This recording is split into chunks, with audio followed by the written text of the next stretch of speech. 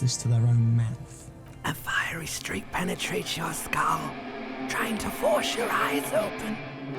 It's a sound, a clarion call from hell. Open your eyes.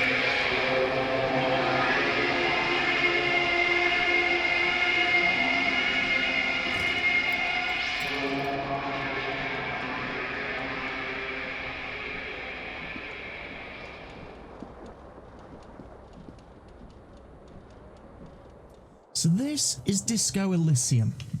It's a RPG game where you're playing as this fellow here, who is apparently he's a detective who's kind of lost his memory. He's here on a case to solve a murder, but unfortunately he's kind of drank himself into a bit of a delirium, done loads of drugs, stuff like that, had a complete and utter breakdown, lost his memory, and can't remember who he is, or what he's doing.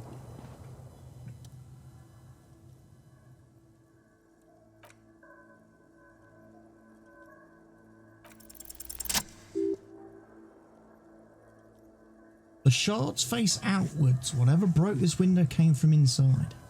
Did I break it with my own hands? A fine web of scarring covers the back of your hand, but none of it is recent. Well, what did this then? More likely a projectile than a held object. There are no fragments on the floor from pulling a tool back in after impact. Wait, what am I doing? Something you've done before. Assess the size of the impact. It is too large for a bullet, yet too small for a piece of furniture. You're looking for something heavy and larger than your fist. Like the green shoe that's on the hat rack in the corner. Coincidentally, it is missing its friend. Congratulations, you smashed the window with your own shoe. Now you only have one. If you're lucky, you can still find the other on the balcony outside. The door to it should be outside your room. Maybe it wasn't me. You mean someone else took off your shoe and smashed the window with it? Does sound a little bit improbable, doesn't it? The person also forced the drinks on you. I should go get that shoe. Yeah, I'm probably going to need 2 shoes. And it is a task now to find the other shoe. So this is basically how the game works. You're basically going to have a lot of dialogue in this game. From what I understand, there is no combat, there's no fighting, there's no shooting, there's no killing anybody. It's all story based. It's all talking to people, reading dialogue, and trying to solve the case and figure out who you are. Perception, and these things are like your own brain, basically, trying to tell you things. You hear a jingle. Keys are clinking in the pocket of your flare-cut pants. Fish them out. Perception sight. It says whirling in rags on the aluminium keyring.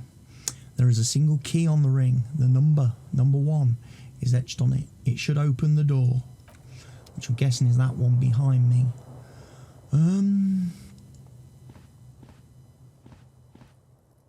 There's a shoe. Might as well have the shoe. It is a green shoe, left foot. Not terribly fashionable, am I? So we've picked up an empty cassette tape, which might be useful for something. Clothes, we are wearing our flare-cut trousers. These are golden brown trousers, a flare cut. Normally bell-button trousers would be boot cut, but these are far from normal. They are someone's piss-soaked, cum-stained party pants. Okay. And a green crocodile leather shoe, has a high heel and chrome embellishments. It fits your left foot perfectly. Now all that remains is to find the other shoe. Okay. Let's have a bit of a think. Words fail to describe how rank it smells in here. They should have sent a poet. You see bottles in the bathtub, wine, beer and sweet liqueurs. So the guy has a lot of inner thoughts in his brain. Obviously, he's had a bit of a breakdown. There's a white satin shirt, which gives us +1 to conceptualization, -1 to suggestion. Right, we have skills, by the way. These are skills that we have, which to determine based on intellect, psyche, physique and motorics. And I've gone for my special skill as being suggestion. I should be able to persuade people to do what I want, basically. A mirror hangs above a bent and broken sink. In a fierce discharge of masculine energy, someone has ripped half the faucet off. Conceptualization, challenge success. Was this not the same Elon that founds empires and lays waste to cities? Virile, uncaring towards the little things? Probably not. No, says logic. Hot water sprays from the faucet's base and steam covers the mirror. You cannot see yourself, just a vague impression of a man. Suddenly you realise you have no memory of the face that awaits you there, underneath the soft vapour. Really? Nothing? Really? All recollection of the person you are, the people in your life and even the world you're in is drowned in a sea of blood alcohol. This was no mere night of drinking, it was a deluge of world-ending proportions. Electrochemistry, that is your ability to handle drugs and alcohol and stuff. With all the synapses you extinguished, it's a miracle you can even think this sentence. You've interrupted a true act of self-annulment here.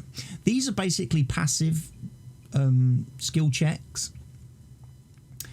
So these will come up in conversation. Sometimes we get active skill checks where we have to click and do an actual dice roll to try and pass to see if we can achieve what we're trying to achieve. So we're going to wipe the mirror. As you slowly reach your hand toward the surface of the mirror. Inland Empire. Abort! You clearly have not thought this through. You still won't like what you will see there, and you will never unbecome it. I don't care. Still wipe the mirror. Behold!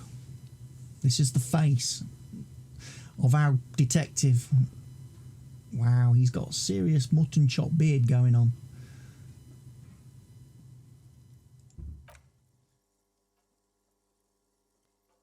You have no idea who this thing is, do you?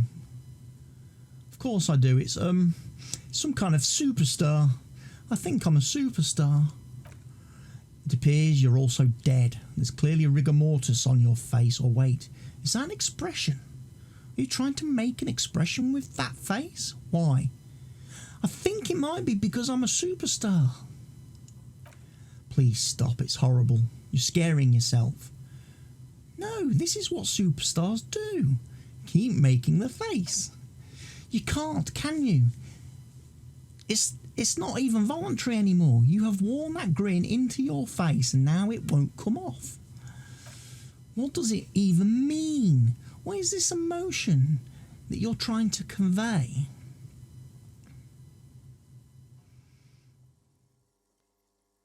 Superstardom. You should check yourself for a pulse, superstar. From here it looks like the cadaverous spasm. Check for pulse.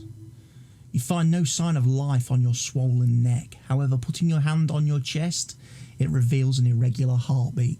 You appear to be alive for now. I've got a couple of checks I could do. You find... that one's impossible. Electrochemistry is far too low. That one's got a 42% even chance. Locate the source of the expression. Let's try that one. Oh, we passed. We rolled a 10. It belongs in the new, the third decade of the current century. Enough time had passed from the failure of revolution that for a fleeting moment, free market economy seemed like the ultimate uncontested way of life for our species. Okay. Things were good. It was smooth sailing. People made gold and champagne tinted interiors and facades or facades to suit their times, calling this the new style. But more importantly, disco happened. Okay, for Ravachol, your city, that meant only one thing: Guillaume le Million. Drama. If it doesn't rhyme, you're not pronouncing it right. Okay. Out of the dazzling swirl of disco music in an open air, what the nut? I can't speak French. I was never good at French at school. That was the only GCSE I didn't pass. Somewhere in Revachol, West, Guillaume's blonde mane appeared on the screen. He sang some bullshit, then he made the expression. So I adopted it. Why? Everyone loved it. Maybe you thought some of the stardust would rub off on you. Maybe it did. Either way, it's all gone now. Only the grimace remains. I feel the need to add a clicking sound when I make it. Click, click. The click is used to spur on a horse. It also features heavily in Guillaume Le Million's regional mega hit, Don't Worry, Your Pretty Little Head. How long ago was the new? Some 20 odd years. There is a vast ocean of time between right now and the expression. Looking good on you or anyone. Humanity has run around in that time. It's a different world now. The expression is a relic. Anything else, like who am I? Why did I drink myself into oblivion? You have some understanding of the recent history of disco. The rest is darkness. I guess that's it then. Okay, let's leave the mirror be for now. Right. Okay. So we really have no memory of who we are. Let's pick up the jacket. We're going to take that. It's a disco ass blazer. Okay. There's a little lamp here. There's a spinny fan with a necktie hanging off it. The fan has two chain pull switches. One ends in a tiny fan, the other in a light bulb. A truly horrific necktie has somehow attached itself to one of the blades. Pull on the fan. The blades come squeaking to a halt. It should be easier to reach the tie now. Okay. Let's grab our tie. Savior there. Medium success. You swoop up and catch the tie. Snap. It's released from the blade. Warning, warning. The necktie is no longer contained. Item gained. Horrific necktie. What you have in your hand is a fantastically colourful tie with 4 or 5 different patterns. The knot reminds you of a noose. Logic. If it's your friend, why was it up there? Who ties their friend to a ceiling fan? Maybe this thing is dangerous somehow. An ominous foreboding feeling fills you as you look at the tie. Right. Pull on the light bulb. Ouch. A terrible mistake. Turn the lights off immediately. You could practically feel the protons burning a hole in your brain. It's just a little hangover-induced photosensitivity. Don't overreact. Okay, bring it on. Almost pleasurable. Okay. Leave. Right, so we're fully dressed now, I'm assuming. We've got our lovely tie. Our horrific tie. We've got our jacket, which is even worse. We haven't got anything else. We've got a quest log. Find your other shoe. We've got our forts here, look.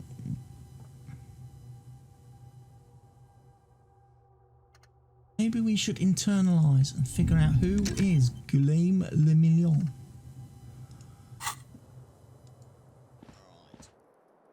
So we need to go get our shoe. So let's go and open the door for a start.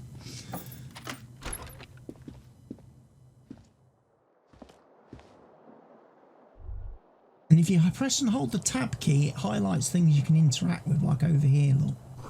There's something on the table. What is it? It's money. It's real. This must take me onto the balcony where there is a shoe.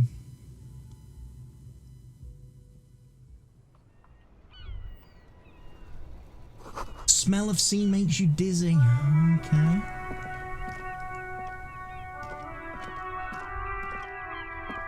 Gust of briny wind washes over you. We must be on the coast then.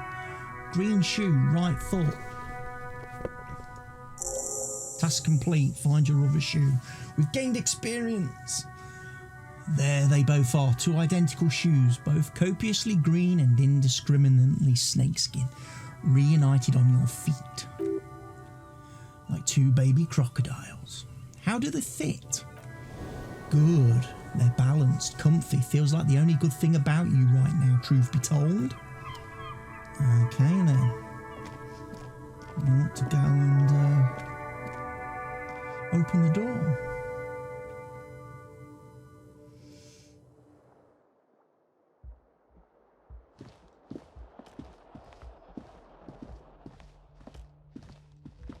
Hello, officer. Hello? Clashier, Miss Araignée Disco Dancer. The young woman raises a cigarette to her lips. Perception, sight.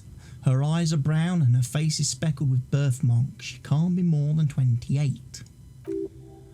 A silver jumpsuit falls off her like scale armour, sparkling. This is the sparkle of too many nights out on the city. Officer, am I a military personnel? No. She seems perplexed by your question. There's only one solution to this. You're a businessman. I know, I'm a businessman, right? Chief Executive Officer. Clashe, the woman shakes her head slowly. Officer. It's my stage name, right? I can see myself as a middling disco artist called The Officer. No. You're a police officer, sir? I'm a police officer? You're shitting me. I'm not. Unless you've been shitting us all this time. She takes another drag of her cigarette. All this time?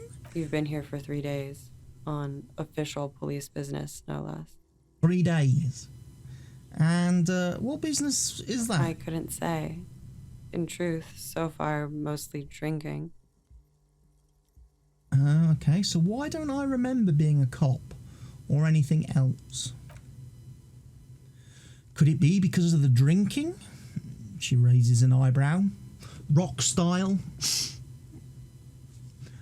Cigarette sizzles. She hasn't had time to put her makeup on. This is her morning cigarette. She looks tired, her beauty waning faster than it ought to at her age. Who in their right mind would let me be an officer of the law? Don't be so harsh on yourself. They let almost anyone be a police officer. A glib remark. Don't let it stand to search yourself. Actually, I can see why they wouldn't trust me with the law. I have the right character. A fondness for contradictory statements?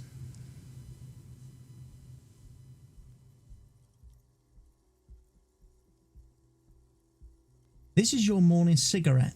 I deduce this from your lack of makeup. Also, you party a lot. Not as much as you, she pulls on her cigarette. I'm sorry, sir, I didn't mean to be glib. I'm sure you're very good at your job. Suggestion. Okay. Try the expression on her. Let her know you want her physically. I don't think that's going to be a good idea. If she's quite a young person, I look like I'm quite old. But we'll give it a go. You've passed. Try the expression. Come on. Why are you still doing this? I'm at death's door, bloated, a goner, and still does the longing ever stop? Alcohol raises testosterone levels, especially in men, she says matter-of-factly. The levels remain elevated after inebriation ends and the pain begins. You seek comfort. It's only natural. She puts out her cigarette.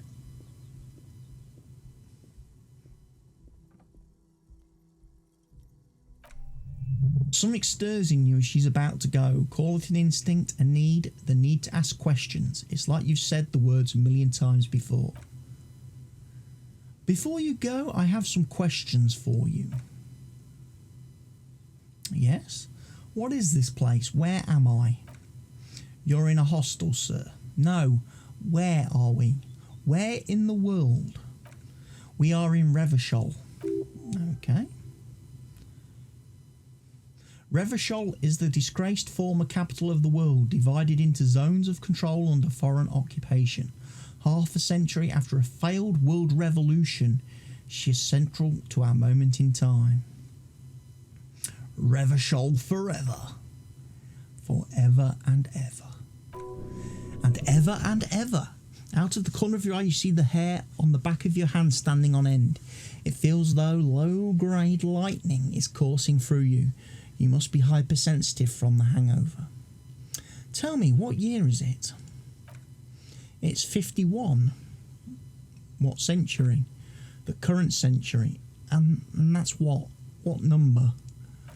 Centuries don't have numbers, they have names, and this is the current one. Okay.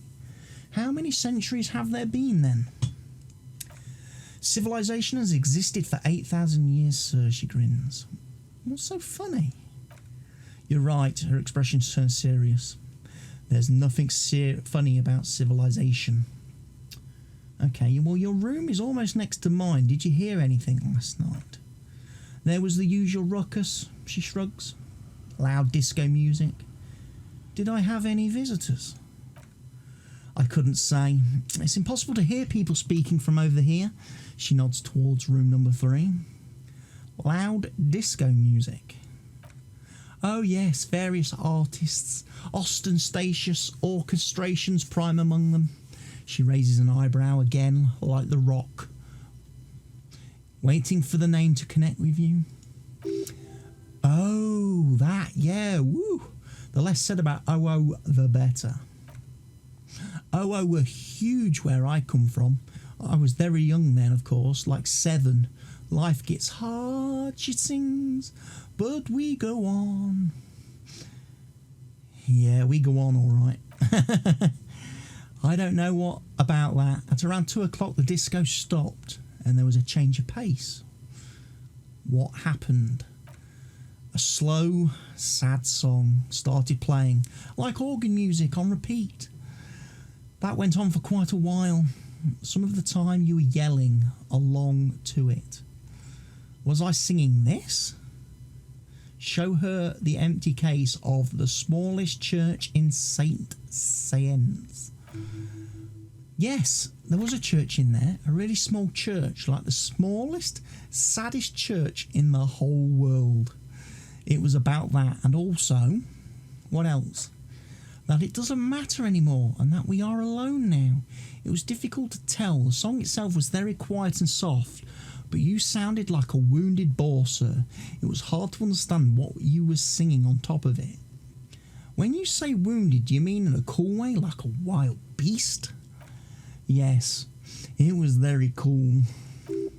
It's impossible to say whether she's being sarcastic or really means it. I think she's probably being sarcastic. Then what happened? Then you started screaming and trashed the place. Are you sure I wasn't being assaulted? No, it didn't sound like there was a fight. It sounded like someone was trashing their room. A window was smashed, the tape player probably, the song stopped, and the furniture too.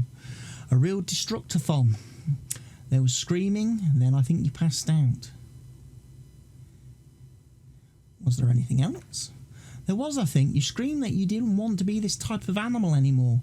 I may have misheard, but it was sort of memorable.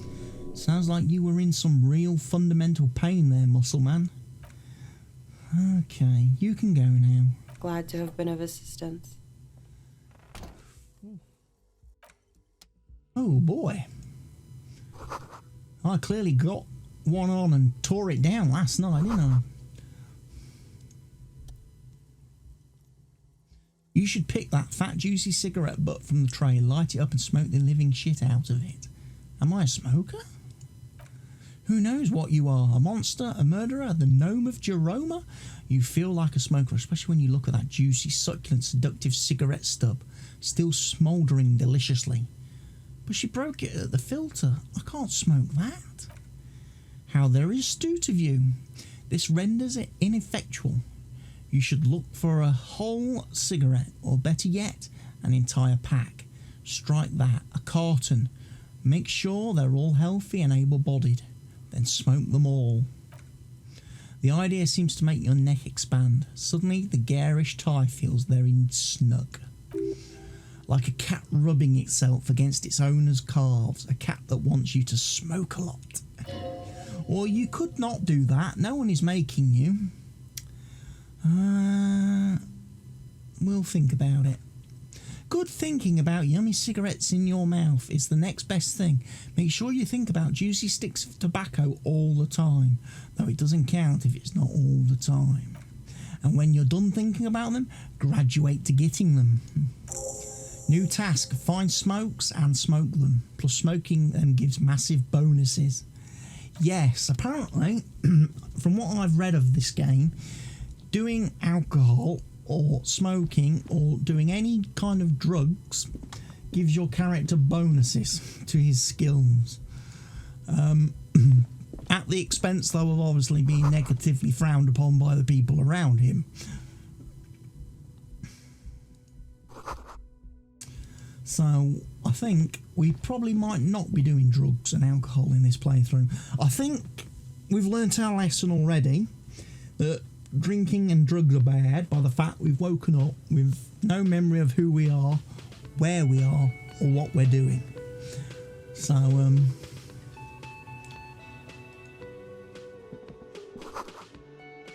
we need to give it a bit of a...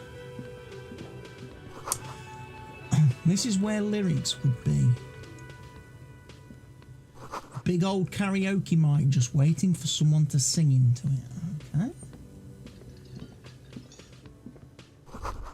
The speaker is connected to the radio. The music is seasoned with static. You should totally sing karaoke here. The first chance you get, your emotions need to be expressed. People need to know of your vast oceanic soul. My soul is immense. Utterly, and it needs to be heard. Through a PA system. By other people. Whether they like it or not, ram it up their ears. Says your adrenaline gland. Violently express yourself. This goes well with the theory I'm developing that I'm a down on my luck superstar person who mistakenly identifies as a cop for his prominent jawline. Yes, sounds likely. You should probably go on stage and pose for a moment when you're done with this thought. See if it works. What should I sing when it comes to it? You should sing the sad small church song from the tape you found. Thought it was obvious, but I was thinking I could sing something happy, like from those OO folks. No, don't sing the happy song, it's stupid. Sing the sad song, it's profound. You would need another copy of the tape first though, the one upstairs is destroyed. Okay. It feels right, you do belong here, okay.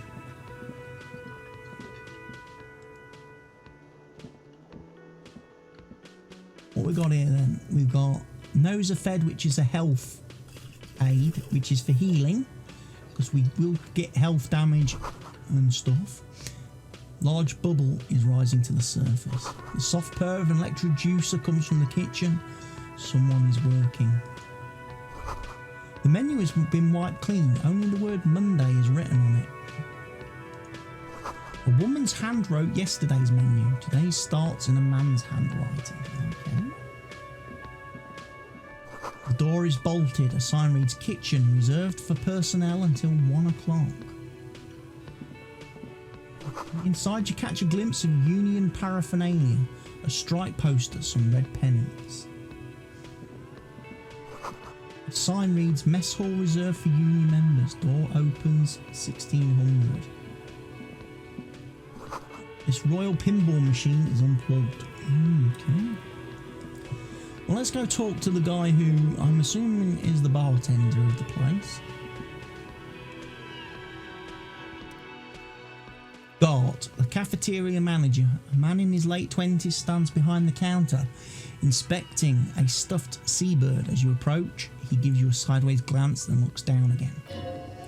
That was disdain in his eyes. Even now, he's purposefully ignoring you. Looks like he's not as fan. What's wrong? No, you like the officer? Oh no, he says without looking up. You're a hero. A real hero cop. Could the massive property damage upstairs have anything to do with this? So not only am I a cop, but I'm also a hero? Yes, you are a real decorated hero. A real decorated hero. No, he talks. There is some voice dialogue in this game. There's not a lot of it, but there is some. What did I do? What did you not do? First, you took the body down. Then you solved the murder. Then you didn't trash my hostel room. Maybe you even negotiated the strike. I do not appreciate your tone. This is no way to talk to an officer. Oh, it's not? He raises his shoulders like he's about to say something more, but then gets a hold of himself. You're right. It's not. He has no respect for you personally, but this man sees himself as a law-abiding citizen, and you are representative of that law. He tries to avoid outright conflict. Okay. A competent work of taxidermy. The white and brown seabird lies among piles of coasters and drying mugs. One of its wings broken. The man is trying to mend it. Looks like the bird was ripped off the shield that was used to mount it, most likely on a wall. This is a great skewer. The seabird is the symbol for the discovery of this Insulidian isola, the part of the world you're in right now.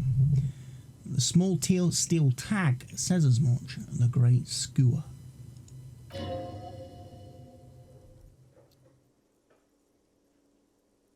That's the great skewer, right? Look, your buddy is over there. He looks at the doors where a man in a bomber jacket is tapping his foot on the floor. Why don't you go and talk to him, okay?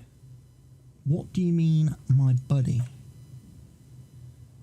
Are you the bartender? No, I'm not the bartender. I'm the cafeteria manager. What's the difference? I have 3 cafeterias to manage. 3. Sylvie tends the bar here, not me. I'm only standing in. Where did Sylvie go? She just, you know.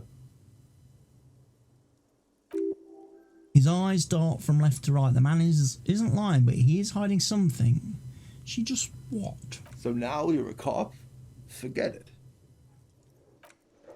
Okay. We'll forget it for now. We'll probably be back to talk to you at some point, though. Hello, Professor Xavier. Hello, sweetie. You shouldn't keep your colleague waiting. He nods towards the man in the orange bomber jacket. I'm guessing that's you. A bespectacled man in an orange bomber jacket is tapping his foot on the floor. Looks like he's waiting for someone. You. As you approach, he narrows his eyes and extends his hand in a greeting. If an assault were launched on this building right now, if the windows came crashing down and the whole world descended upon you, this man would hurl himself in death's way to save you. You are sure of this, but why? On the sleeve of his bomber jacket, as well as on its back, are you the same enigmatic white rectangles as on your blazer? He's your half-brother. Right, shake his hand. Hello, I'm Kim Kitsuragi, Lieutenant, Precinct 57. You must be from the 41st. I am indeed. This is your chance to come up with some really good name for yourself.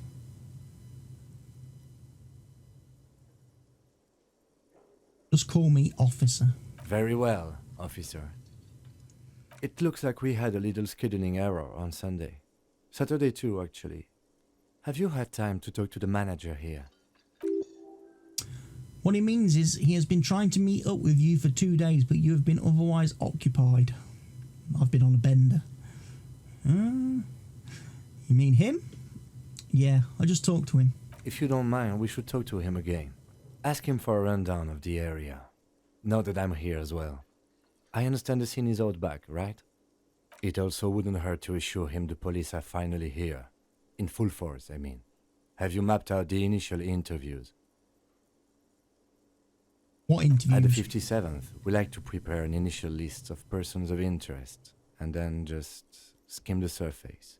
Prepare the field, get to know the players. You don't do that? Maybe it's not an inter-district practice. Okay, we'll have time for that after we take a look at the coroner's case. Have you removed the dead body from the tree. Dead body? Mm-hmm. I don't like dead bodies. Sure, but did you take it down from the tree? Long man, yeah. Does that mean the body is no longer in the tree? No. So the body is still in the tree. I'm guessing so. This is the first time you detect a weariness in the lieutenant's voice. It is obvious he would have preferred for the body to no longer be in the Where tree. it has been hanging for 7 days straight. We should go there as soon as we are done talking to the owner.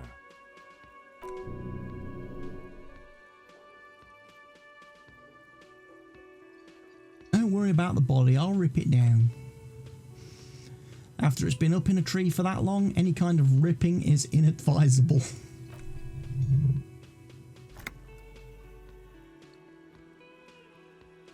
How can you be so sure I'm from the police?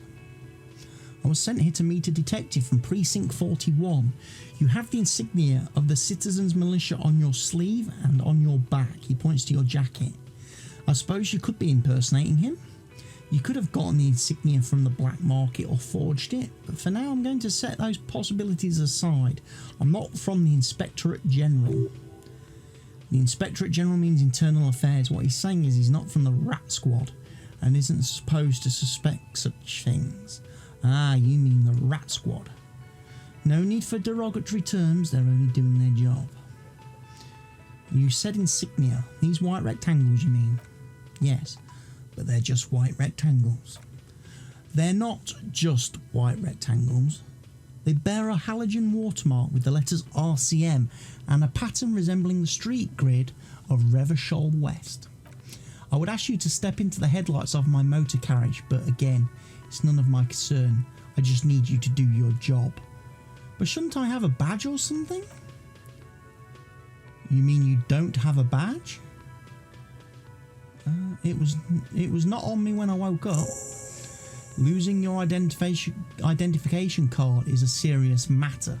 My vehicle is a shortwave. You can use it to report your badge is missing. I would advise you to locate it as quickly as possible, but getting the body down should still take precedence. But I can't remember anything. He looks at you for a moment in silence.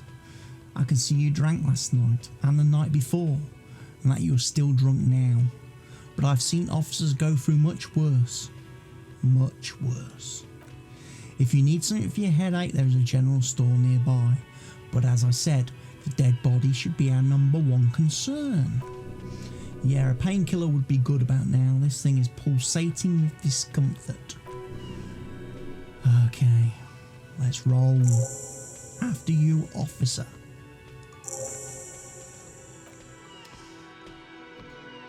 God. What's going on here? A bottle of rum has been knocked over. A beautiful dark liquid is spilling out. The sugary black rum stain on the counter makes you teary-eyed, Joy. It's almost... How long have you been up? Not now. Oh, excuse me.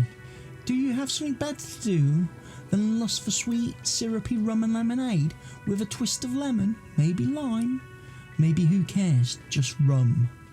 Maybe I should lick it before I go. Oh, no. No, no, no.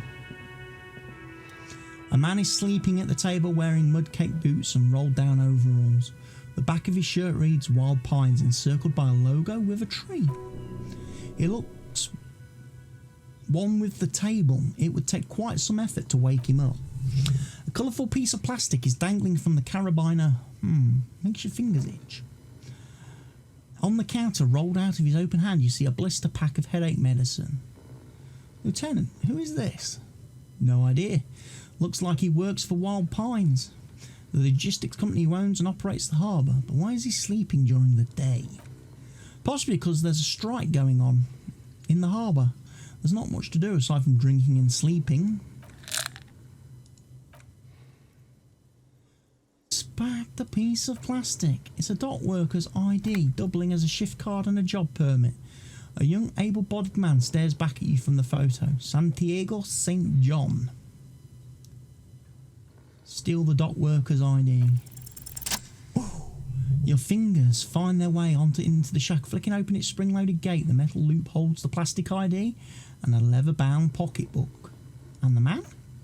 The man emits a loud snore. Is he about to wake up? Doesn't look like it, but you never know. Better be quick. Are you positive that what you're doing here is proper police conduct? You can still leave and do nothing. Does the lieutenant see me? No, he is looking the other way, perhaps purposefully.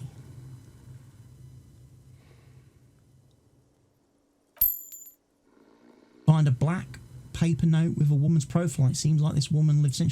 Note says 5 rail. It feels nice and greasy.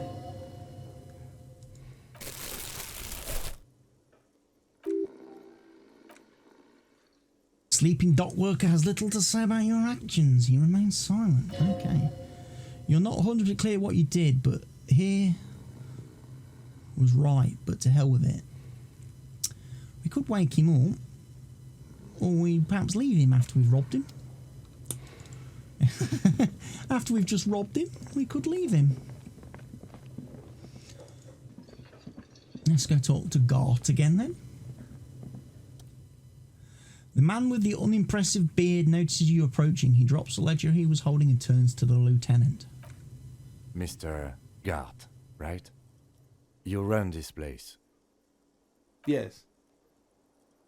I am Kim Kitsuragi from Precinct 57. This is an inter-district investigation, so joining me from Precinct 41...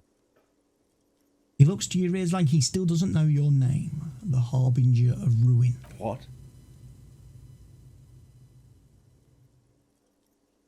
I have no idea what that means.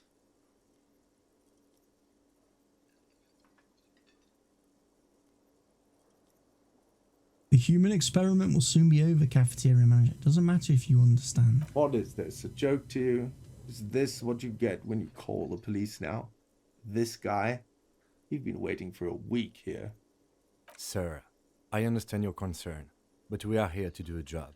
And for us to do it, I need you to stay calm. Yes, of course. Takes a step back. For a moment, the cafeteria manager fidgets under the lieutenant's gaze, then he gives in. I know it took us a while to arrive at the scene, but it also took you a while to call us. It was you who placed the call, correct? No, I only just got here. It was probably Sylvie who called you. She usually works the bar here. I'm only temporarily taking over her duties. Do you have her number? As a matter of fact, I do. He looks behind a pile of coasters, finds a slip of paper and hands it to the lieutenant. This sounds like something you can use to call this Sylvie later. You said you just got here. From where? Are you a local? What? Of Martinez? No, I live in Jamrock. I only sometimes come here to keep an eye on the place. This is just one of the many, many cafeterias I manage. But you still know your way around, yes? In case we need directions. Yes, I know where some things are. But as I said, I don't live here. I just used to work here. And I'm not going to start working here again, if that's what you think. I didn't imply that. Detective? Right then, questions. I got this. Gart, the cafeteria manager's face expresses profound doubt in you having this. Okay, so where exactly is the body? Behind this building, there's a courtyard. He points to the kitchen behind him. They hoisted him up on a tree there. And how do we get there then? Well, that's easy. See that door there? He points to the west. First you exit through that door, and then to your right, you should see a big hole in the fence, a really big one. You can get to the courtyard through there, no need for keys. The hole is big enough for the Franco-Nigerian cavalry to fit through. The French cavalry, I'm going to say that is. Does he want you to feel guilty of making the hole? It's implied in his voice. Who killed him? I don't know who killed him. I'm not the police. That's your job. Okay. Before you said they hoisted him upon a tree. Who did you mean by they? Oh, he's a bit surprised you caught that. People are saying it was the union dock workers and it was a lynching. Who exactly is saying that? The locals, customers, the people who eat here. A lot of dock workers eat here. Sylvie told me everyone knows the dock workers did it. Did the debardeurs themselves tell her this, or is it a rumour? I don't really know. You'll have to ask her. Why would the dock workers lynch this man? I would suppose it's because they have nothing better to do. You mean the strike? Yes, the strike. He makes little quotation marks with his fingers. The man they hanged was a security guard for the harbour company. I hear a mercenary. The Unionists probably thought they'd send a message. Did you kill him? No, because he's only just got here. So the bloke's been dead 7 days. He only arrived yesterday or today.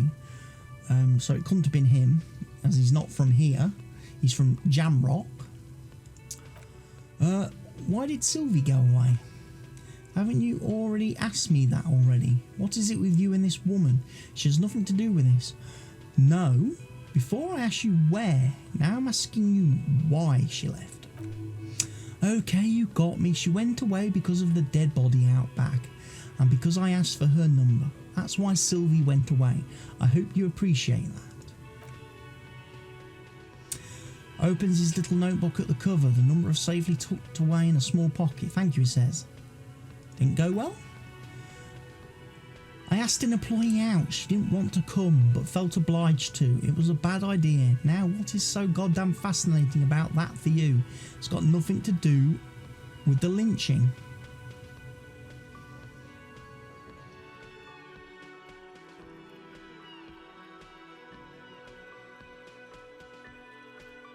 This stuff gets on my nerves. I am a feminist.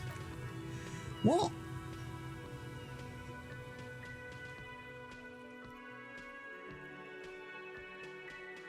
Do you have a phallus in your ear? I said I'm a feminist.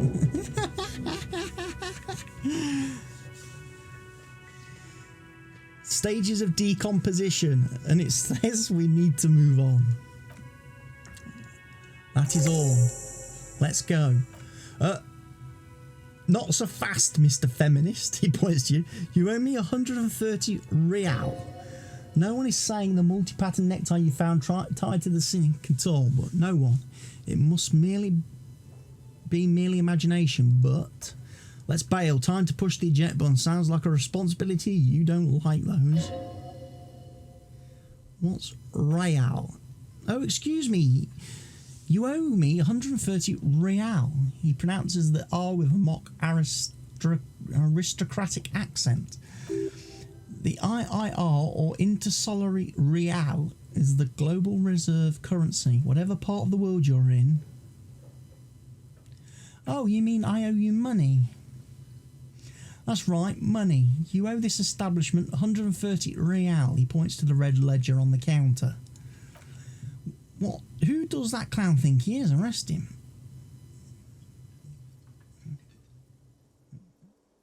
Did I just hear my tie speak to me twice?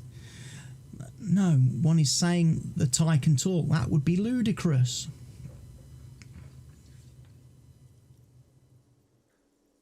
It would be wiser. No one is saying that. No one is saying the tie can talk. That would be ludicrous. It's just that you should arrest him. It would be wiser. He wants to take your money.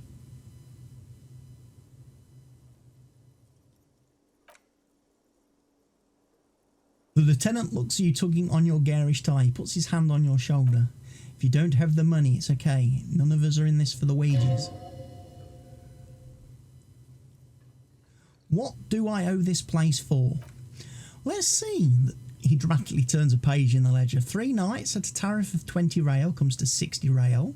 Then there's the window you annihilated. The hole in the window was the first thing I saw when I came to work. So don't try to tell me you didn't. That will be 40 real in damages. Another thing you've annihilated is half the bar. You've run a tab of 30 real. Actually more. But we'll round it down to 30 for your hard work, maintaining the stability and order of Revachol.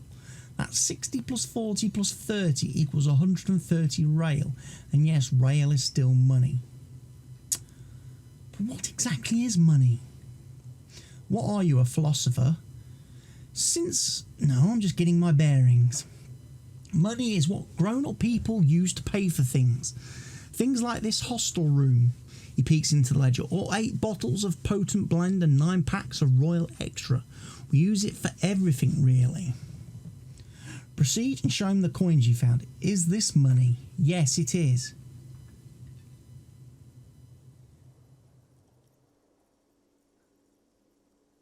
Keep the money. What happens now? He turns to, I'm sorry, but he has to pay. I can't let him stay here any longer if he doesn't. If he doesn't have the money by tonight, then he shrugs. Officer, maybe you're better off working this from home for now. You live in Jamrock, right? It's not that far away.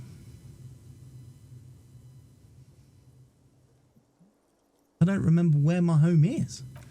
Officer, a pattern of creases appears. You really need to take this up with your station. I have a shortwave radio in my car. Call them, ask for assistance. We have to get this investigation started now. The man wants to say something he thinks better of it. Good luck. By the way, where is home? The address is coming up blank and this place sure isn't it.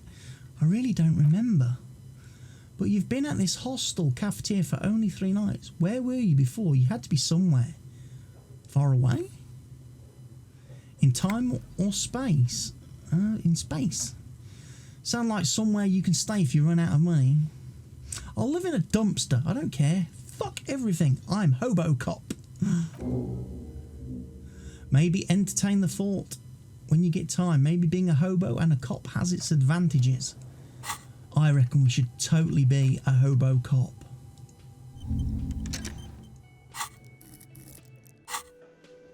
What have we picked up? Anything? We've got the dock worker shift card. Okay. Can I help you?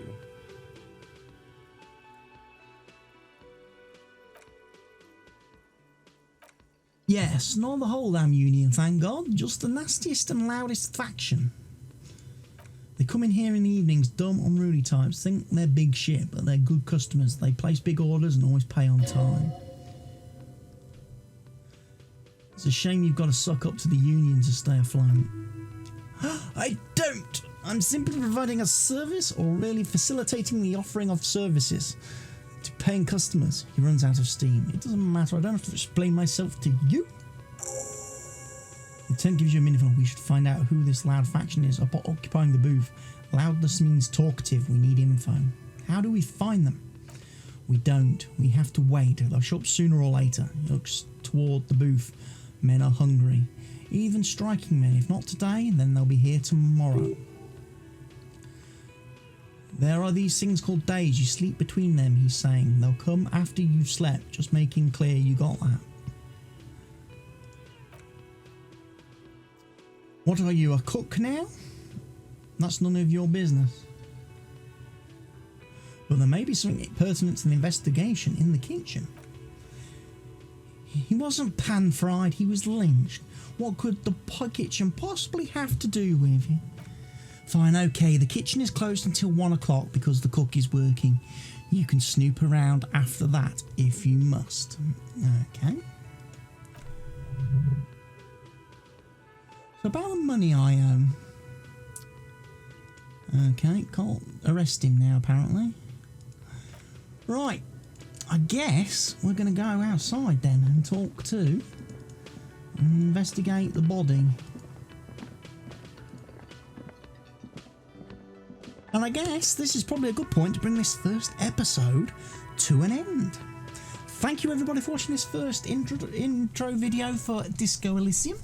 Be sure to come back and join me for part 2 of the series, where we'll be going and conducting our investigation into the body of the lynched man. I've been See What He's Saying. Goodbye for now.